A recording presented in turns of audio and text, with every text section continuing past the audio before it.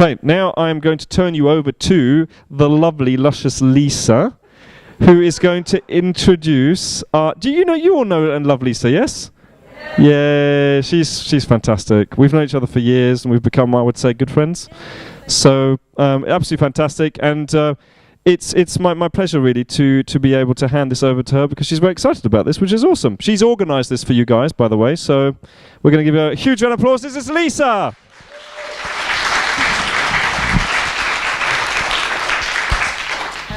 First of all, I want to say thank you, everybody, for taking the time out of your day today to come here. Some of you have been here all day, so we really appreciate that you've done that. The other reason I'm very excited about today and very pleased that you've all come is because Nick Williams is actually one of my favourite authors, and I've been hanging on to this book, as you can see, it's a bit old, for 10 years. This book is responsible for starting my personal development journey and perhaps spending hundreds of thousands of pounds on Robbins or something like that, I'm not quite sure. But it is fundamentally the book that started me on the journey of finding out what I love, and I do love this kind of work, and I'm in personal development, and it is a complete dream come true to say to some of the speakers that I really admire, hey, why don't you come along and speak? I've got an awesome group of people, so thank you, organised by Marcus, so it's kind of a double bubble for me. I'm working with Marcus, who's an awesome guy, and I'm also then in a position to be able to invite Nick to come and speak. So what do I say about Nick? Nick Williams is author of several books now, I think, over the last 10 years, and his new one we're going to talk about a bit later. He is a very much in-demand speaker, so we are very, very lucky that he's come and spent his Sunday with us this afternoon. He also runs a really, really committed community called The Inspired Entrepreneur, which I do suggest that you go and have a look up. It's a fantastic online community. And he's going to be talking today about finding inspiration. We've talked about our goals. We've all had a little session with that. So Nick, I hope today, is going to share with you what he knows about how to inspire you to put some fire underneath your work, your business, your goals for 2011. So please put your hands together for Mr. Nick Williams.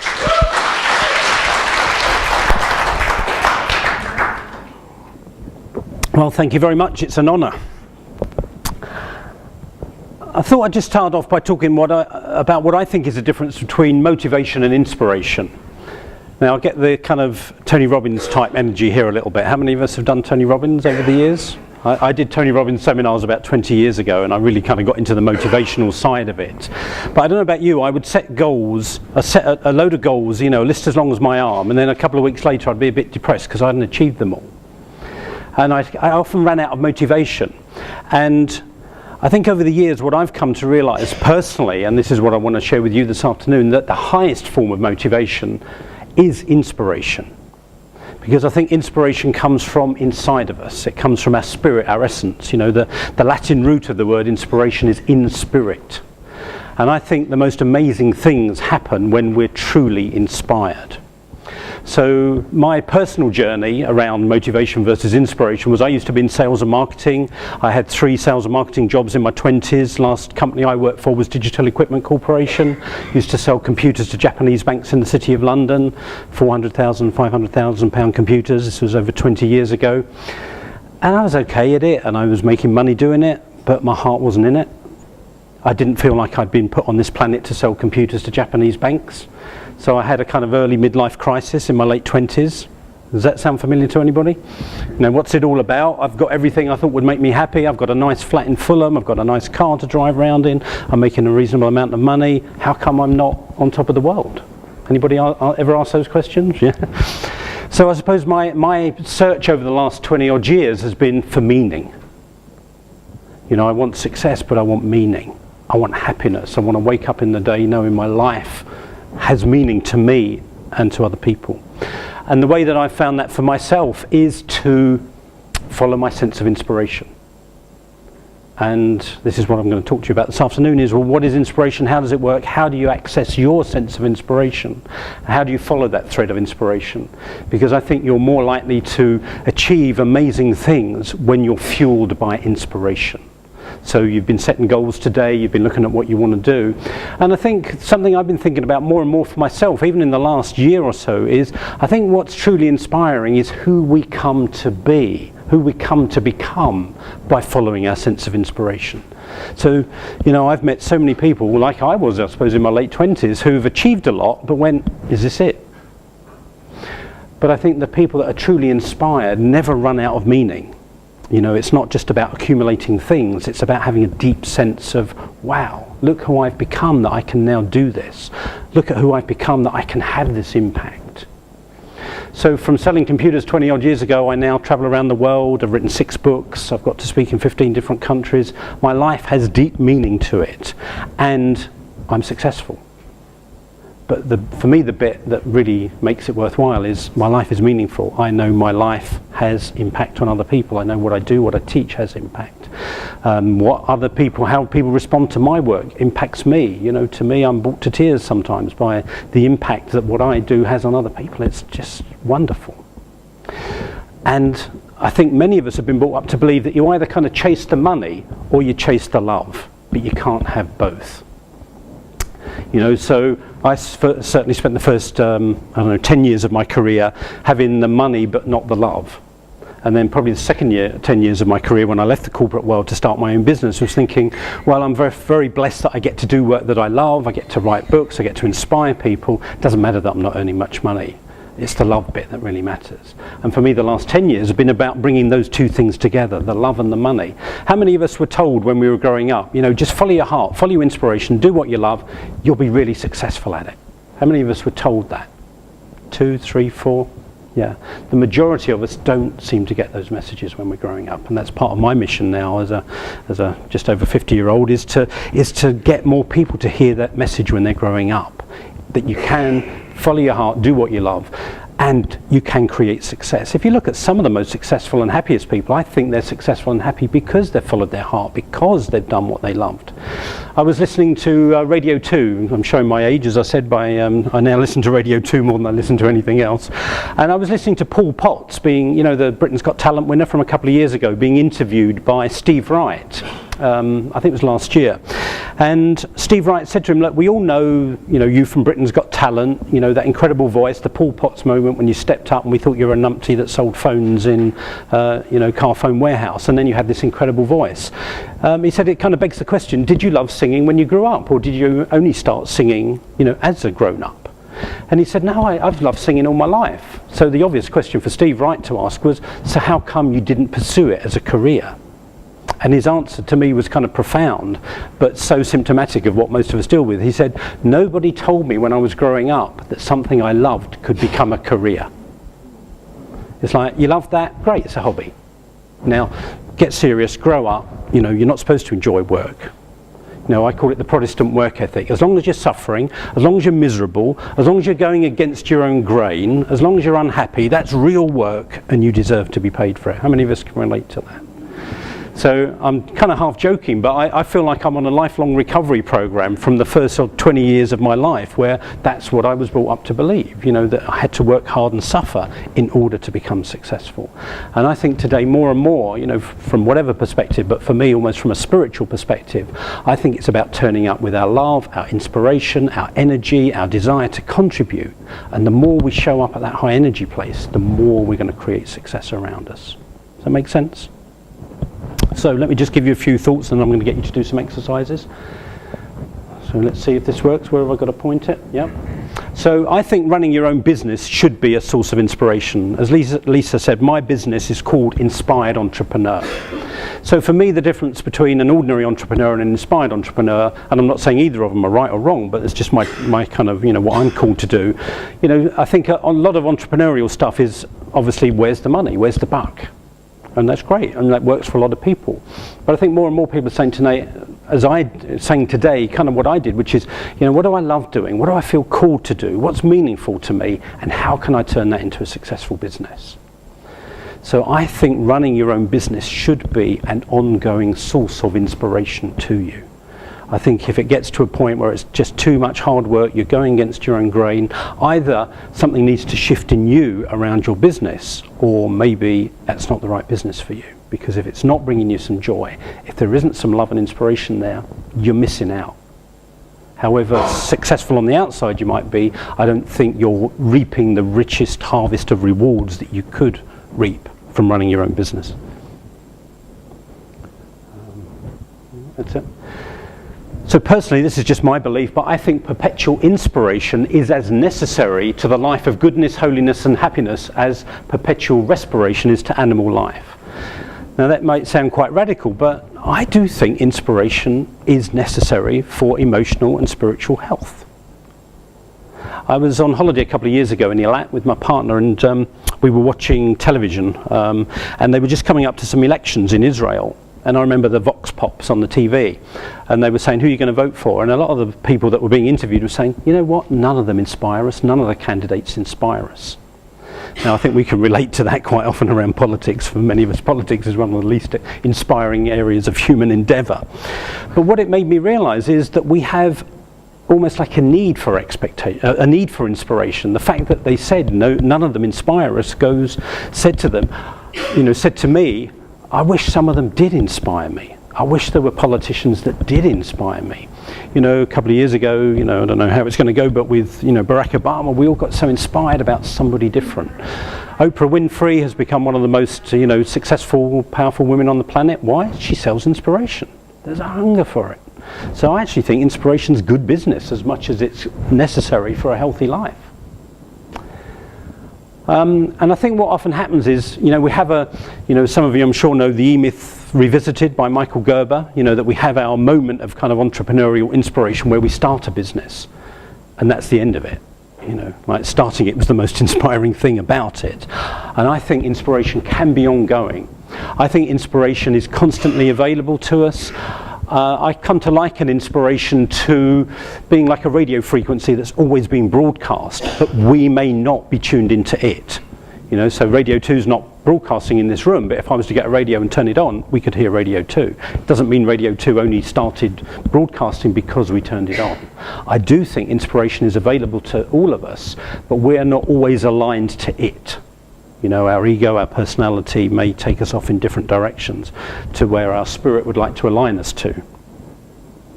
This is my favourite quotation on inspiration. I came across this, 15 years ago. I put it in my first book. I love it. It says, when you're inspired by some great purpose or some extraordinary project, all your thoughts break your bonds, your mind transcends limitations, and your consciousness expands in every direction. Dormant forces, faculties and talents become alive in you, and you discover yourself to be a greater person by far than you ever dreamed yourself to be. Isn't that stunning? Now if somebody had said, Nelson Mandela said that a couple of years ago, we'd have gone, yeah. It's written 2,200 years ago by Patanjali, who was the founder of the Yoga Sutras. So I think there's something both eternal and universal. I've given talks in 15 different countries now over the last few years. Every time I share that quotation, people go, wow, isn't that amazing? So I think there's something universal that, somebody inspired in South Africa or Australia or Russia is amazing. I think that quality of inspiration is universal. And I'm assuming it's eternal too, because if this was written 2,200 years ago and inspired people then, and it's inspiring us today. Isn't that amazing? So I'm going to get you to start thinking about inspiration as an energy source, because I think when you're inspired you get into your own flow. So here's the question for you, and I'm going to get you to spend a couple of minutes thinking about this for yourself and then maybe sharing it with other people. If we were sitting back in this room, I've forgotten what the date is, 16th today, is it?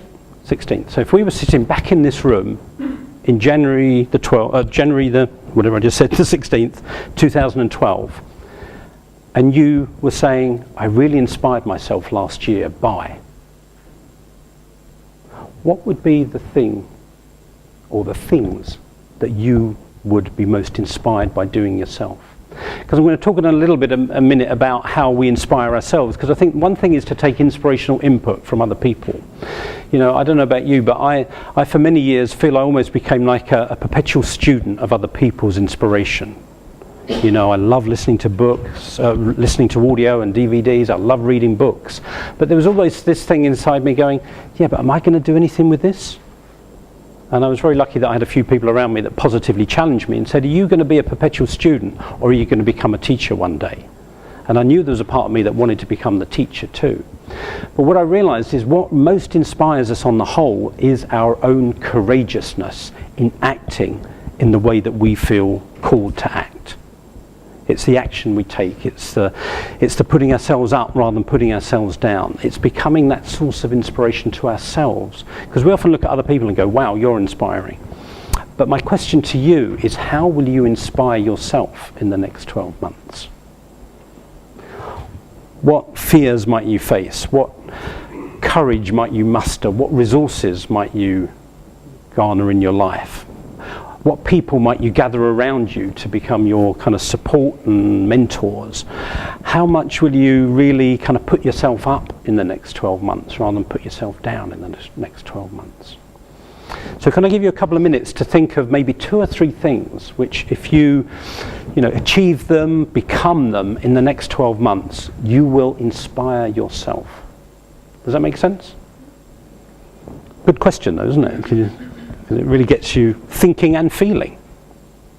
Because I think that as I said earlier, I think one of the things I'm coming to realize is success. I think Jim Rohn actually said this originally. Success comes to you naturally as a result of the person that you become. So the more you become the person that you're born to be, if you like, the more you will naturally start attracting success. So you may want to think about this question as in, who do I need to become in the next 12 months to be a source of inspiration to myself and to other people? So can I give you a minute or 2 to think about that, and then I'm going to get you to share that with people around you. At least a couple of ideas there. So can I invite you to stand up? And I know you probably know some of the people in the room anyway, but if you can, go up and meet somebody you don't know, or you don't know very well, and introduce yourself and say hi, and just swap stories of, say, right, one of the ways I'm going to inspire myself in the next 12 months is to, and then have a little conversation about how you want to inspire yourself in the next 12 months. You up for that? So stand up, off you go, meet somebody new. Did that reveal anything to you or to each other? Interesting exercise? Yes. Yeah? I think there's a boldness that goes with being willing to be inspired, because I think, we all know in many respects it can be much easier to be cynical and just to kind of have reasons why you can't do stuff, but to really access your inspiration and to get inspired, I think is actually quite courageous. So anybody want to share what came out of that? No, you usually happens. You're in a 1-to-1. You're all right. In a group, you're shy. Hi. Do you want to stand up and just share? So, with boldness, how will I inspire myself this year? I will enjoy truly to have accepted the challenge of my anti-flood campaign, which will crystallize all my talents, enthusiasm and wisdom to the benefit of all concerned. Beautiful. I will be uplifted and more realistic and efficient by being supported by a board of wise and powerful people. And I will inspire myself to be really aware to be the center of my world. Wow, beautiful. Thank you very much.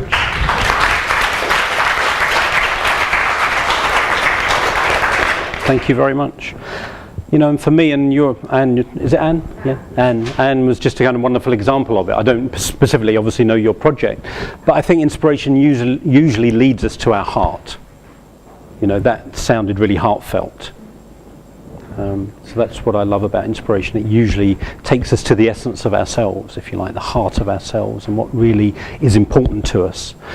And again, that's sometimes a bit scary. It's easier sometimes to do stuff that's not quite so important to us. I'm going to talk about that more in a while. Okay, well, thank you. So I'm going to give you opportunities again in a little while to do some more exercises. I'll just talk a little bit more about inspiration, how you nurture it, because I do believe that inspiration is constantly available to each of us. But it doesn't just happen. I think we do have to nurture it. I think inspiration is like a fire that can light in our hearts and need never go out. But it's like all fires, you need to throw some logs on it sometimes to keep it going. It can go out, but it then can be relit. Great. So I do also think that one of the key things about inspiration is it does connect us to a deeper sense of why we're doing what we're doing. And I was just having one or two conversations during that exercise, and part of what was coming out of the conversations was, yeah, I can set goals, but are they meaningful goals? Do they really mean something to me? And I'm not necessarily going to lead you through an exercise this afternoon, but I'd regularly encourage you to think about what's your deepest sense of purpose for what you do. My deepest sense of purpose is to be a source of love and inspiration in the world. That's why I do what I do. And that's what keeps me going through the ups and the downs of it. When I'm having a bad day, why am I doing this? Why? Because I want to be the best person I can be so I can touch the lives of other people. And I think, personally, I do believe that some of our darker times and some of our most difficult times can often really shape us. Success shapes us, but sometimes vulnerability and difficulty shapes us. And I think part of why I'm able to do what I'm able to do today is because I've been through some dark times too. But that enduring sense of why keeps us going through our darker times. I only came across this about a week ago. I'm sure many of you watch TED Talks. There's a wonderful woman. Has anybody seen a talk by a woman called Brené Brown? What do you think of it? Yeah, amazing. Her name's Brené, B-R-E-N-E with an accent, Brené Brown. And she talks about the power of vulnerability, which I thought, wow, I've never heard anybody talk about the power of vulnerability before. It's an incredible video, only 18, 20 minutes long, as all the TED Talks are.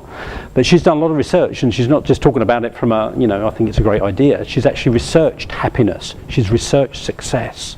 And she says the people that tend to be happiest and most successful are those who are willing to endure vulnerability, who are willing to go to their edges and not know sometimes, but willing to go there, stay there, and go beyond there. People that are willing to follow that sense of inspiration, even when it's uncomfortable, even when they feel terrified. But by putting themselves in a place of vulnerability, they blossom into something new. Amazing thing. I also think inspiration is an evolutionary force. What do I mean by that? My little expression is, inspiration doesn't leave you as it found you. I think what inspiration does is it does two things. One, it amplifies the essence of you, the spirit of you. It wants that to shine more. And secondly, it wants to kind of grind down the kind of ego stuff that's unhelpful to you. So it wants you to become more of your true self and less of your imagined created self, if you like. And sometimes that's very comfortable, and sometimes that's very uncomfortable again, because sometimes, I don't know about you, one of the things I've needed to constantly work on in my own life is self-worth and self-value.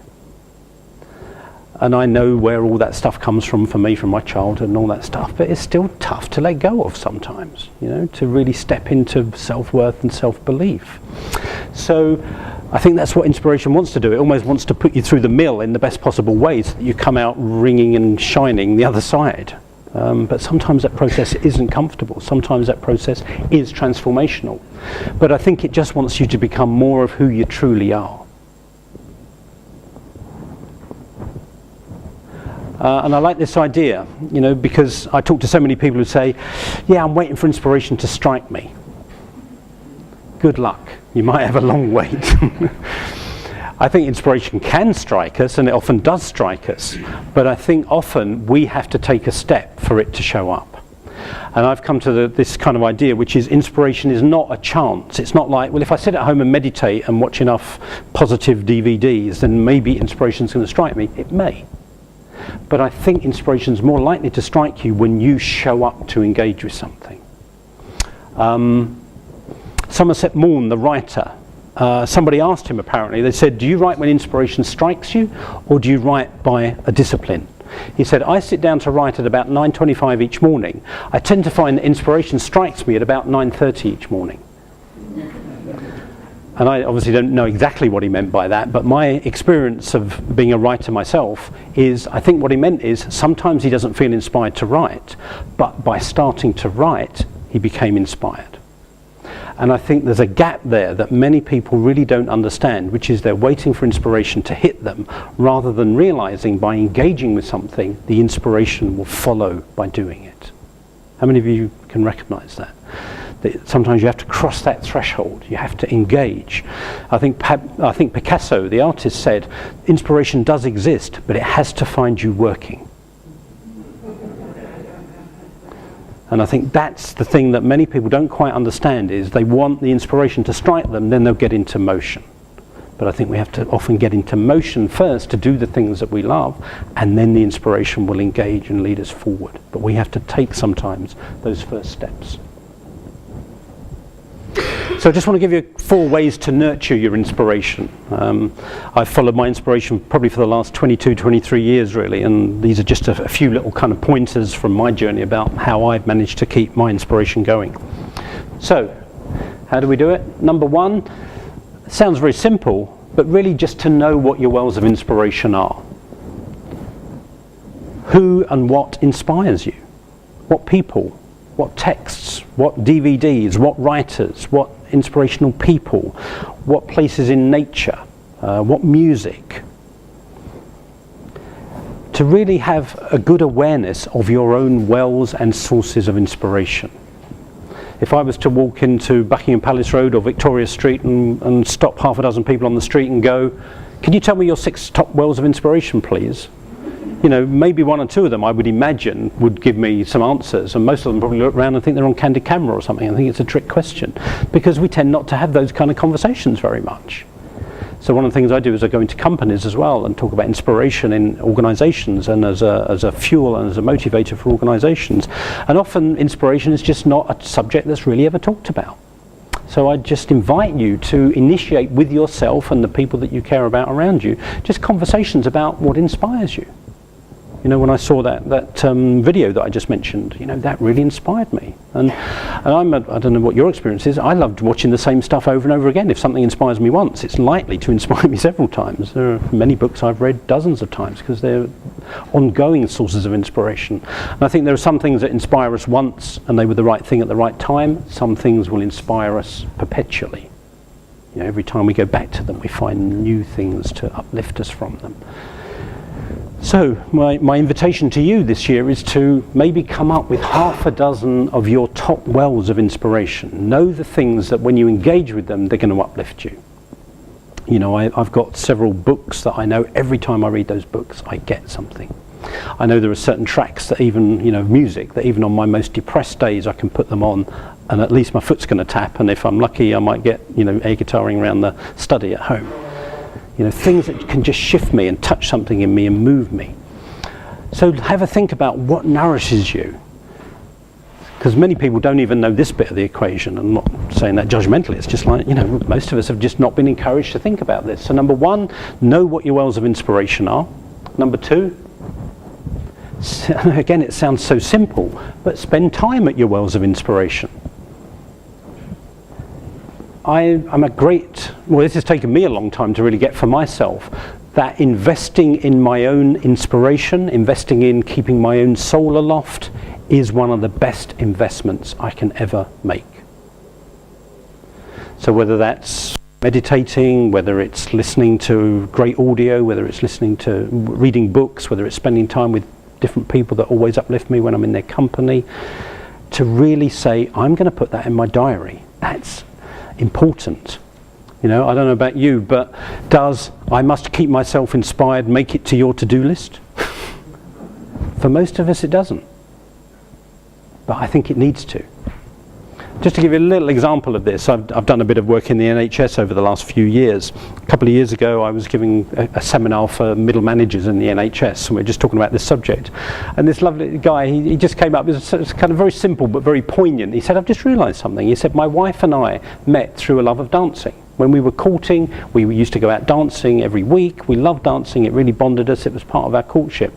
We've got 2 young children now, we haven't been out dancing together for years. He said, I've just realised I'm going to get a babysitter on Saturday night, I'm going to take my wife out dancing. And it was so simple, but it was just so lovely because he realised he hadn't invested in his wells of inspiration. He knew what inspired him, he hadn't done it for years. And you know, many of us can probably put our hands up to that. We know what inspires us, but we don't do it. Or we forget to do it, we get busy. So my invitation to you is to see it as an investment.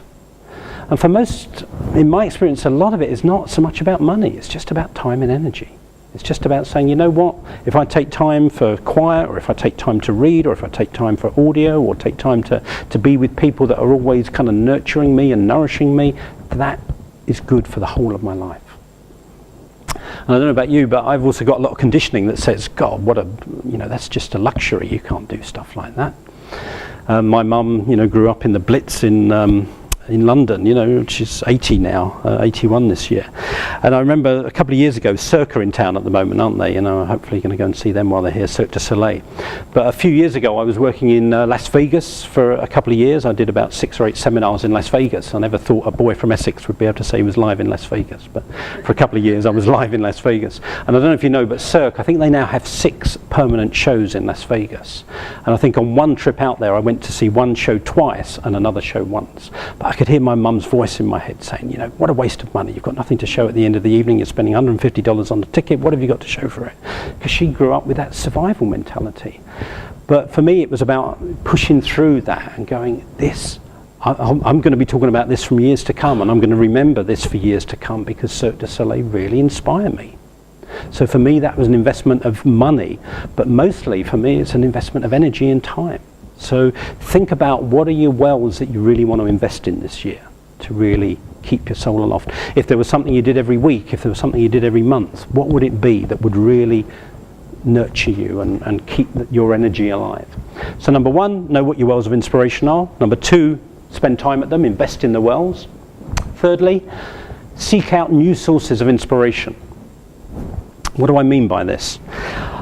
I don't know about you, but I do not listen to the BBC News at 10 or The World Today on Radio 4 or whatever, any kind of news, and go, you know what, it's a fantastic time to be alive at the moment. So many amazing things happening. And yet, I honestly believe there are. But they don't make the news as we know the news. I've got a friend actually, I don't know how many of you know a woman called Chantel Cook. Has anybody heard of Chantel Cook? Yeah. She runs a radio station called Passion for the Planet. And she's interviewed me a couple of times for her radio station, and I got to interview her a year or so ago for a project of mine. And we were chatting on this interview, and she said something to me, and she said, if you don't know Passion for the Planet, I think it's 80% music, it's kind of world music, and it's 20% talk. But the 20% talk is all about the environment, personal growth, and well-being. So it's quite a unique radio station in the UK, maybe even in Europe, around having conversation around personal growth, the environment, and well-being. And she said to me, because we're known as a good news radio station, we have become the focus for everybody who's doing great stuff, who wants their work mentioned, or us to interview them about it. She said if we never broadcast a single song, we couldn't cover all the great stories that come to us. She said if we were 24 hours a day conversation, we still couldn't broadcast all the amazing things that we find out are happening in the world. I just thought, isn't that amazing? So I do believe that for every act of war and aggression and natural disaster and whatever, that there are probably millions of acts of love and kindness and reconciliation and courage and forgiveness and beauty happening in the world. But we don't call them the news. They don't make, on the whole, the news headlines.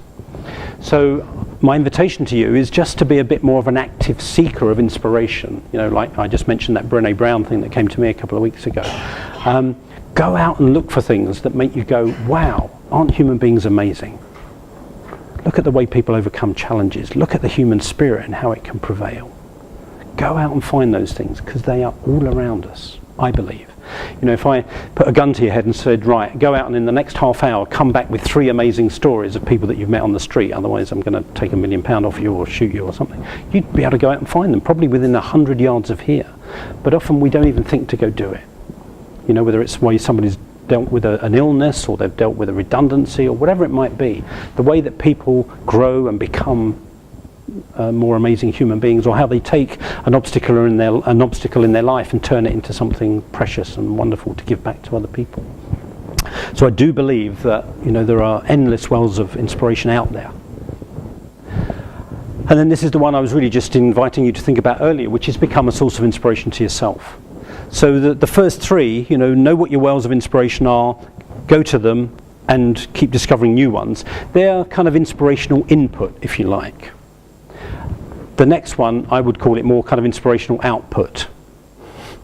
This is where you act as a result of what you're inspired to do yourself. You don't just go, wow, isn't so-and-so a great speaker? Wow, aren't they amazing in their life? This is where you cross that threshold and go, I want to be great. I want to follow my inspiration. I'm going to follow my internal greatness, if you like, my call to be the best that I can be. Does that make sense? And, you know, as I say, for many years, I didn't cross this threshold particularly. I was a bit of a perpetual student, you know. Give me a load of inspiration, I'm there. But I wasn't doing anything with what I was inspired to do. So, I'm going to get you to another little exercise in a minute. So those are just some ideas about how you nurture your sense of inspiration. Does that make sense? Is that helpful? Yeah? Great. So, I just want to give you a couple of kind of tips also about where to look for your kind of great passion and your fuel. So really what we've talked about so far is looking at inspiration. And I also want to give you a couple of other places that I think it's really useful to look sometimes to find that energy source and where you really want to be going in your life. So number one is inspiration. We kind of covered that already. I'm going to explain what I mean by this. Sometimes I think what we have to do is look at what I call our resistance. You know, what is resistance? We all know resistance. Resistance is our own inertia. Let me give you a quick example of, you know, just something from my life. This was probably 9 years ago. My first book, The Work We Were Born to Do, came out in 1999. So this was probably about 2001. I was living in North London at the time in Tottenham. Now live in Finchley. I was coming into coming in from Tottenham to the centre of town one day by train. I'd forgotten to bring anything to read, so I looked around the Victoria Line carriage and picked up a Miss London magazine, which I don't think even exists anymore. And I picked it up and I started reading it. I thought, this is really light on content. All it is adverts. You know, there's not really anything for anybody to read here. So I had this brilliant inspired idea, and the brilliant inspired idea was they need a career coach to write a column for them. I've just written a book called The Work We Were Born to Do. Wouldn't I be the right guy to write a career column for them so that women going into work on a Monday morning would have some kind of tips about how to enjoy work or find the work that really suited them? Sound like a good idea? So I held that bright, shiny thought in my mind for about 30 seconds, and then these other thoughts started creeping in. Yeah, you know, I've written a book called The Work We're Born to Do, but it's 350 pages. It's a long book, and articles, you know, and columns are very short. They're probably only about 500 words. I don't know if I can write short. You know, what if I got in touch with them and they let me do it? And I kind of ran out of ideas after a few months. So I'd feel really guilty. I'd feel really bad if I let them down, if they gave me the gig and then I couldn't deliver it. You know, and I don't know if they've ever heard of me anyway. And you know what? You know, they're kind of known throughout London. They could have anybody they want write a column for them. Why would they ever choose me? How many of us can recognise inspiration to talking ourselves out of it in a heartbeat? That's resistance. That's one of the ways that resistance works. So my invitation to you is also to think about, what do you keep telling yourself you could never do? What scares the heck out of you but won't go away? You know, when I was doing my corporate job in Holborn, you know, a mile or two up the road, and I had realised that I hadn't been put on this planet to sell computers to banks. I'd been put on this planet to do something different. You know, I said, in my wildest of dreams, what do I really want to be doing? And the answer that came to me is, you're here to inspire people. Now, if you can imagine sitting in Holborn and in a reasonable amount of money going, okay, I'm going to leave all this behind. I'm just going to go and inspire people instead. Those voices in my head, my resistance had a field day. Who the bloody hell do you think you are? You're a computer salesman from Hornchurch. Who's ever going to listen to you? You can't even keep yourself inspired for more than about 30 seconds. How are you ever going to be a source of inspiration to anybody else? Recognise that? It took me 3 years to kind of, in the end, overcome my own resistance to forge a new path. So sometimes the thing where the biggest juice of your life lies is behind your greatest resistance. Does that make sense? You know, one of the conversations I was having during that exercise was somebody saying, you know, I might like to kind of move in the direction of the businesses that really excite me, rather than the ones that I could just do them, but they don't excite me. But our resistance is often about, well, we don't want to fail, we don't want to look stupid. But I also believe that resistance is just trying to keep you small and afraid. There's a wonderful book, I'm not trying to sell it because I haven't got any to sell, and you can get it off Amazon, but it's called The War of Art by a guy called Stephen Pressfield.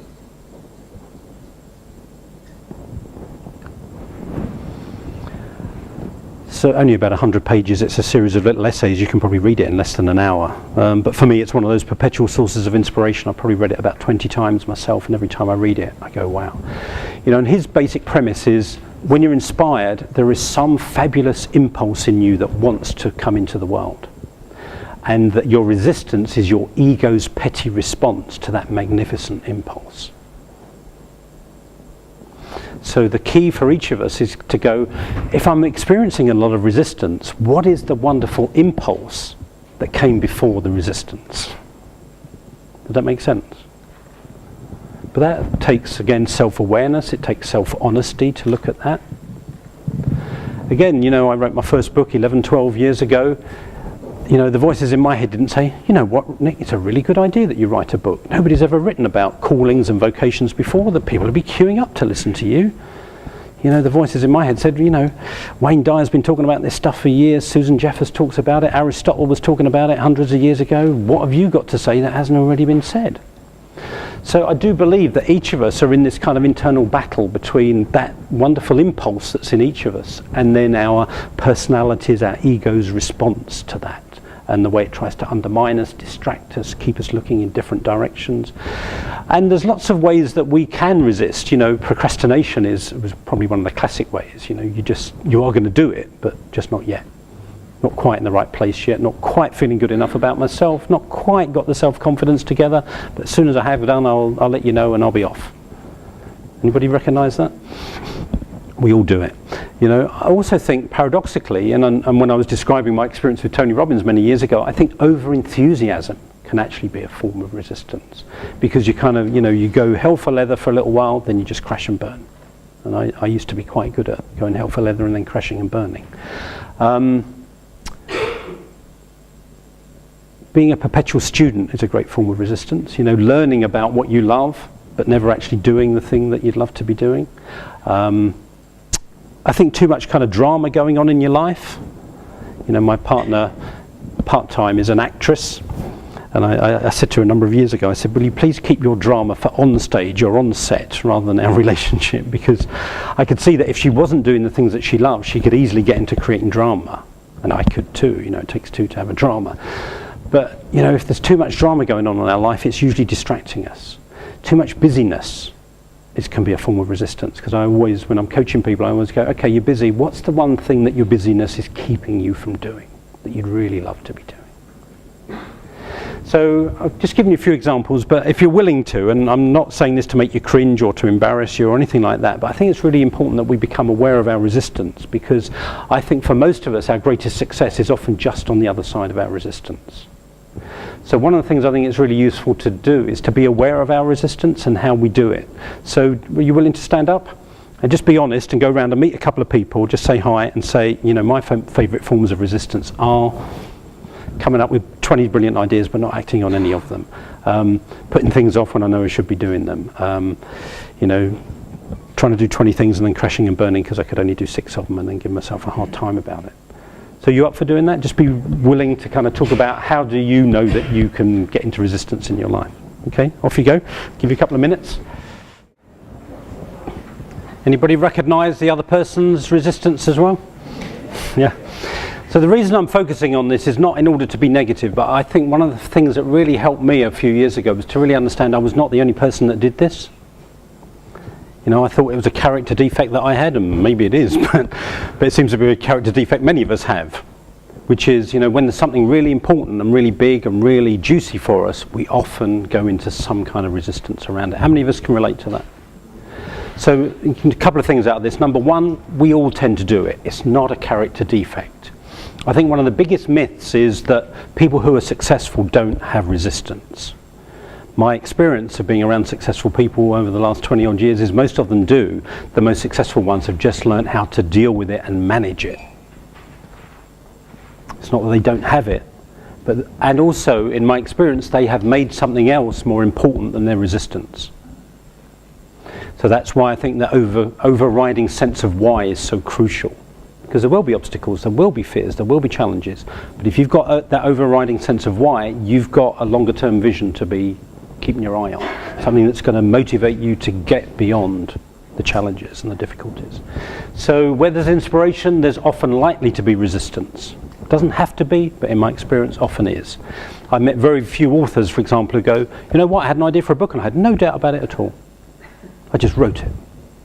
Most people go, oh, you know, we all have self-doubt, we all have this stuff. Just a couple of other ways I was thinking of for myself. You know, one of the ways that we can keep resistance going is through isolating ourselves. And that's again why I think it's so wonderful what Marcus and Lisa are doing here. Just bringing us together begins to break resistance, because most people don't share our stories about ourselves. I can look at you and go, of course you can do that. And you're going, but me? You know, other people go, yeah, of course you can. We go, oh no. So most people don't share our own stories about ourselves, so other people can help us break through our own limiting ideas. And that ties in for me with the kind of lack of accountability, that another way we can keep resistance alive is by not making ourselves accountable either to ourselves or to anybody else. You want your resistance to show up, make yourself accountable to somebody. That will flush out your resistance quicker than anything. To say, right, I'm going to write my book, I'm going to do it by the end of the year, I'm going to do the proposal in the next 3 weeks, and then I'm going to start writing. That will flush out all your resistance, for example. So accountability will flush that out. So yes, and the other side of this, and the optimistic side of it, is everything that now exists in this world in a way is a testimony to people beating their resistance. Every business that ever got started, every act of beauty, every act of love, every act of creativity is a testimony to people beating their resistance. Every work of art, everything beautiful that exists, everything happy, everything joyful in this world is testimony probably to somebody having the courage to beat their resistance. So resistance can be beaten. But we usually need to see that it's operating in order to beat it. Because if we're really not aware of it, it will probably just floor us before we even get a chance to beat it. It's not me. Does that make sense? You know, just be aware of resistance. And as a creative person myself, as somebody who's written 6 books and gives lots of talks, there ain't many resistance-free days. It's usually there to some extent. It's just a matter of degree. Some days it's almost a free pass. Some days it's like I feel like I'm back at square one. But because for me personally, I have an overriding sense of why, I'm committed to doing whatever I'm going to do. Does that make sense? So, and the third place to look, I'm sorry, I think there's one more slide I was going to share with you. I found a rule of thumb: the bigger and more exciting and more juicy a project is to you, the more likely you are to experience resistance.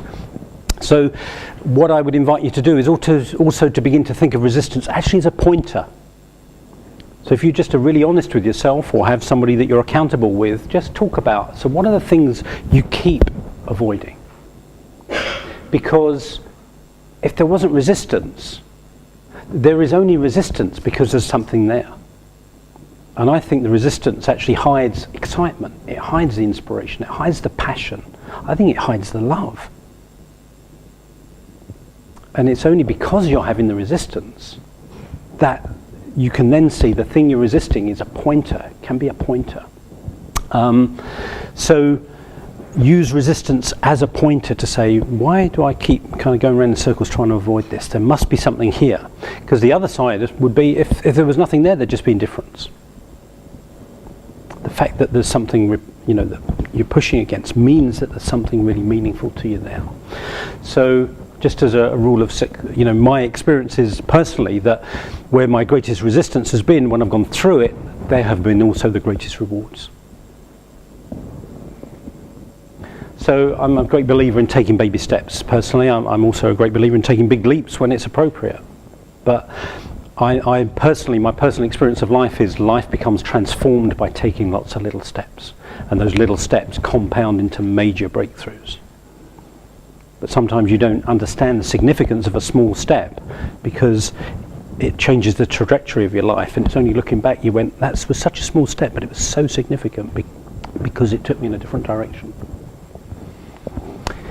So the last thing I want to talk to you about is where to look is in what I call your shadow life. Let me just give you an example. I'll tell you where I came from with this. I don't know how many of you know a book by a woman called Julia Cameron. Anybody heard of Julia Cameron? If any of you are interested in kind of being more creative, she wrote a fantastic book many years ago called The Artist's Way. It's become a kind of Bible for people that want to be more creative in their life, called The Artist's Way. And it's really a kind of program on reclaiming your own creative spirit. I think Pablo Picasso again said, you know, all children are artists, most adults don't keep their artist alive. You know, so we all start off being very creative and we can always reclaim our creativity. But she talked about a shadow life as being an area that you're kind of drawn to, but you never fully show up in that area. So let me give you an example. You might want to write a book. So you go to work in Waterstones, where you're surrounded by books. You get to meet people every day that love books and that are buying them. You might even get to meet a few authors, and you get to buy books at a discount so you can feed your habit. But you never get to write your own book. So a shadow artist, and I think, you know, many of us are to some extent, again, it's not a judgment. Often being a shadow artist is the way we discover what we really want to do. For me, I discovered that there was a shadow life that I wasn't living when I was involved in an organisation called Alternatives, which some of you may know, which happens up the road in Piccadilly. I was involved for about 21 years, and I was running it for a few years before I was on the board for about 10 years. But I got to a point probably about 12 years ago, 13 years ago, where, you know, my dream initially when I left the corporate world was to be immersed in the world of personal and spiritual growth. That was my dream, and there I was immersed in it. I was meeting all the great and good from the world of personal growth. Brilliant. I then began to become a bit kind of bored and judgmental. I'm thinking, what's wrong? I'm living the dream that I thought I wanted. What's wrong with me? And when I read this book and she started talking about the shadow life, I had one of those, excuse my language, I had what I call an oh shit moment, where I went, oh shit, I can see what I'm doing. And what I realised was, there I was organising talks for the likes of Wayne Dyer and Deepak Chopra, Anita Roddick, Susan Jeffers, John Gray, all the big names of personal and spiritual growth. I was putting them on to talk. But when I read the book and she was talking about shadow life, there was this penny suddenly dropped, which was, I don't want to be the one organising the talks anymore. I want to be the one giving the talks. So it was like, aha, oh shit. And then my resistance kicked in again. Who's ever going to want to listen to you? You know, blah, blah, blah, blah, blah. So our shadow life is a place that we're drawn to, but we're not fully showing up in yet. Does that make sense? So my question, and it's a question to ponder, because you may have an immediate answer, but if not, just ponder the question. Where are you called to show up more in your life? Because I'm a great believer that the simple act, sometimes of in very small ways, showing up, is what determines the difference between success and not success. Sometimes it's just getting ourselves in the game in some way. Where are we showing up? Or where are we not showing up? Just to give you a quick example of, again, just a quick thing from my life where I nearly didn't show up for something, but the consequence of not showing up would have been quite immense. You know, I would have missed out on something. Probably about 8 years ago, there was something called the Organic Food and Wine Show at Alexandra Palace. I don't know if any of you went to it, but in the June, I was invited to go give a talk, and the talk would have been in the September. So I said yes to the guy who was organising it as a favour. He said there was no money involved, but I thought it's only up the road from where I live, so it's no big deal. And I heard over the kind of ensuing months that he actually hadn't done a very good job of marketing it, and I was on at, I think, 11:30 on the Friday morning, and it only opened at 11, so I thought there's probably going to be nobody there. So I nearly didn't bother to go, because I thought, what's the point? There's probably going to be nobody there. He hasn't done a very good job of marketing. You know, but no, I've committed, I'll do it. Come the day of the event, I thought, you know, it's pissing down with rain, it's horrible, nobody would notice if I didn't go probably, so don't go. But I thought, no, I've committed, I went. You know, I arrived, and when I arrived, there were literally, I think, 2 people and a dog waiting to listen to me talk. Luckily, by the end of the talk, there was about 20 people, and the dog seemed to have wandered off. And I think I sold 1 book, and I thought, okay, I've followed through on my commitment, I said I'd do it, I've done it, let's pack up and go home. And then somebody came up to me and she said, can I introduce myself? My name's Cherie. This is Mr. Kesselman. He owns a multivitamin and mineral company based in New York City. We were just listening to your talk. We're exhibiting here. And we thought we have a sales conference every year in California in January, and wondered if you might be interested in coming to give a talk at our sales conference. January London, January California, you know, it took me about half a nanosecond to go, yeah, I'd love to talk more. Fast forward 4 months, being flown to Santa Barbara Airport, put up in a 2,000-acre ranch near where Michael Jackson used to live in Santa Ynez, treated wonderfully, paid a load of money to give a 2-hour talk, got to hang out with some American friends in California for 5 days afterwards. Wonderful trip. Why? Because I showed up to something that I didn't really want to do. And I think the world, to some extent, belongs to those who are willing to show up in their authenticity, in their inspiration. So my final question to you to kind of finish off is, where do you want to show up more this year? Where are you being called to show up more authentically, to be seen and known by people, to be willing to put your heart out there more, to be just visible in ways that you haven't been visible? Or if you're already visible, do you want to show up in new ways and be seen in a different way? Do you want to show up in a different way? Because I do believe that one of the biggest secrets of success is simply being willing to show up, and not just once but consistently, regularly, to show up and let people know who you are, what you're about, what you stand for. And in my experience, that's probably one of the things that's created more success in my life than anything else, is to be inspired and then to show up with and do what I've been inspired to do. So I'm going to give you a minute to think about that. I'll just check the time. We've got a couple more minutes.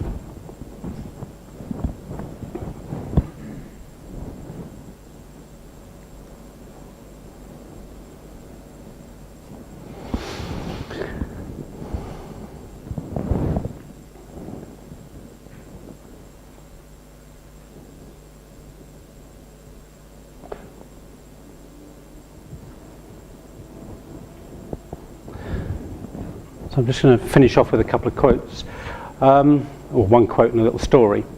To be successful in life, this is a quote, I don't know how many of you know Robert Holden. He's written 11 books. He lives up the road in Chiswick. He's been a mate of mine for a long time. He was on the Oprah show a few years ago. Incredibly successful. One of the only people, I think, on the planet who's done a PhD in the psychology and spirituality of happiness. He has studied happiness. He's written 11 books on the subject. He says to be successful in work, life and relationships, you have to do one thing first. You have to show up. In other words, you have to be willing to show the world who you are and what you believe in. And you have to keep showing up in spite of the knockbacks and the heartbreaks. The temptation to edit yourself and to hide away will only leave you feeling dead inside. So I think there's a lot of wisdom in just this willingness to show up. And just to finish off with a quick story about showing up. I don't know how many of you have heard of this guy. Have any of you heard of him? Johnny Barnes lives in Bermuda. I think he's now 82, something like that, 81, 82. Apparently in about 1983, I think it was, he was a bus driver. And one day on the way to work, he had an epiphany. And he just got out of the bus and he started talking to people. And every day since 1983, apparently, he has stopped. He gets up every morning. He's retired now, so he can do it every morning. He gets up and greets people at Trimmingham Hill Roundabout in Hamilton, Bermuda, and just wishes people good morning, God bless you, have a good day. He's done this for 20 odd years now. The Queen honoured him when she went to Bermuda. They've raised funds and they built a statue of him. He has become known as a tourist attraction now in Bermuda. He sells postcards of himself to tourists every day. I've got one at home. One of my friends went to Bermuda, that's how I heard about him, and he signs postcards and sells them for $1 each. So he's an entrepreneur as well as an inspiration. And he's become like a local icon. And what does he do? He gets up every morning and he waves. That is not exactly a massive thing to do. The reason I'm telling you the story is it don't take a lot to inspire people. And I mean that in the best possible way. On the whole, lousy customer service, lousy this, lousy that are the norm. You do something beautifully, you do something outside the box, you do something wonderfully, you're likely to inspire people. This guy's become world famous for simply getting up every morning, waving at people, shaking their hands, and wishing them a good day. So what could we do? So thank you for your time, thank you for attention. I don't know if you know, but as a gift, we kind of negotiated. You're actually going to get a copy of my brand new book, which has only been out for less than a month now, as a gift. So this is...